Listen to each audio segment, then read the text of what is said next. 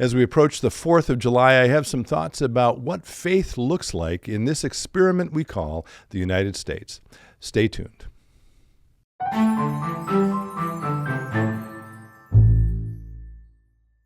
Hello, friends. Pastor Tim Westermeyer here, Senior Pastor of St. Philip Deacon in the western suburbs of Minneapolis. It's good to be with you as always. This episode will come out on Friday, July 3rd, so just one day before the 250th anniversary of the signing of the Declaration of Independence on July 4th, 1776. So I have a couple of reflections today related to, let's call it, the intersection of faith and our public life, starting with what some people have called the most important sentence ever written in English, which comes from that same Declaration of Independence. It was penned, as you probably know, by Thomas Jefferson, and then there was some committee work that happened, but he is generally was the author of it. And the most famous sentence, according to some, is this one: "We hold these truths to be self-evident, that all men are created equal, that they are endowed by their Creator with certain unalienable rights, that among these are life, liberty, and the pursuit of happiness." And the simple point I want to make today is that that sentence by itself it doesn't imply, it actually states that there is a creator. So there is a sense right away of the sacredness of life, the fact that we are made by God, and that we are all equal. Now, I know that in our country, making that commitment needed to be worked out, and I suppose we're still working it out. We certainly fought a civil war about what exactly that meant, but there it is in the very beginning of the founding of the country as a seed that's going to grow. And one point I would make about it is, again, Jefferson says we hold these truths to be self-evident. They weren't self-evident for the most of the history of the world, that all men were created equal.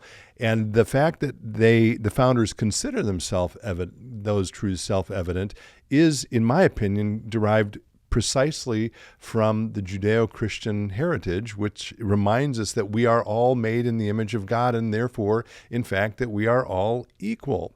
And those unalienable rights, and that's how Jefferson uses the word, it shows up as inalienable. They mean the same thing. It means that these rights can't be taken away from you, and that they're not there because of anything you've achieved or accomplished, but they are given to you precisely because you were a child of God.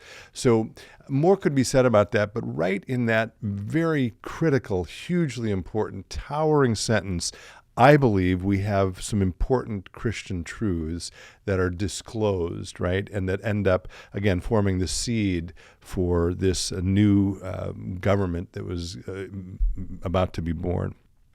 So that's the first thing I've been thinking about.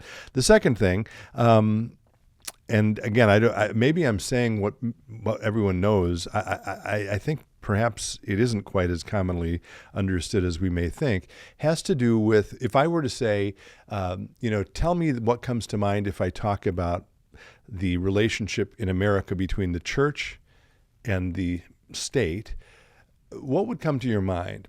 And my hunch is, for most people, the phrase that would come to mind is the separation between church and state, which has become elevated into a kind of law unto itself, which I think actually has the tendency of making Christians, or maybe people of other faiths, reluctant to bring their faith into the public square, to talk about their faith publicly. It has, I'm happy to be pushed back on this, but I think it has the result of depressing our willingness to talk publicly about our faith. Here's the interesting thing, and again, maybe you know this, that phrase, the separation of church and state, or between church and state, is not in the Constitution anywhere.